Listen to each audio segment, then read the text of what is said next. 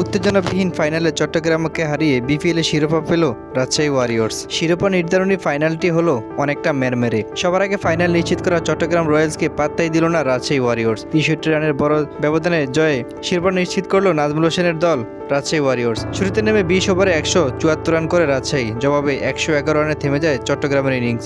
মিরপুরে শেরেবাংলা ক্রিকেট স্টেডিয়ামে টসে জিতে রাজশাহীকে ব্যাট করার আমন্ত্রণ জানায় চট্টগ্রামের অধিনায়ক শেখ মেহেদী হাসান। ব্যাটিংয়ে নেমে উড়ন্ত সূচনা পায় রাজশাহী। তানজিদ তামিমের ঝড় ও সাহেবজাদার ধৈর্যশীল ব্যাটিংয়ে ওপেনিং জুটিতে আসে 83 রান। দ্বিতীয় উইকেটে খেলতে নামা কেন উইলিয়ামসকে সঙ্গে নিয়ে 47 রানে জুটি করেন তানজিদ তামিম।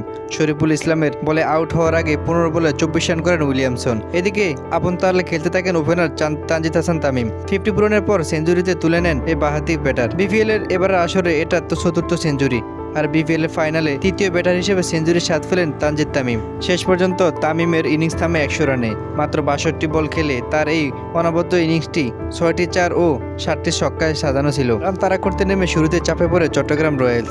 দলীয় 18 রানের মাথায় সাজ করে ফেরেন দুই ব্যাটার। 10 বলে 9 রান করে ওপেনার মোহাম্মদ নাইম শেখ, আর 2 বল খেলে রানের খাতা খুলতে পারেনি মাহমুদুল হাসান জয়। এদিকে হাসান নওয়াজের ব্যাটে আসে 7 বলে 11 রান। চতুর্থ উইকেটে ব্যাট করতে নামেন উইকেটরক্ষক ব্যাটার জাহিদুজ্জামান। তাকে নিয়ে কিছুক্ষণ লড়াই চালিয়ে যান মির্জা বেগ, কিন্তু দুজনের ধীরগতির ব্যাটিংয়ের কারণে ম্যাচটি চট্টগ্রামের হাতের নাগালে বাইরে চলে যায়। 13 বলে 11 রান করে আউট হন জাহিদুজ্জামান।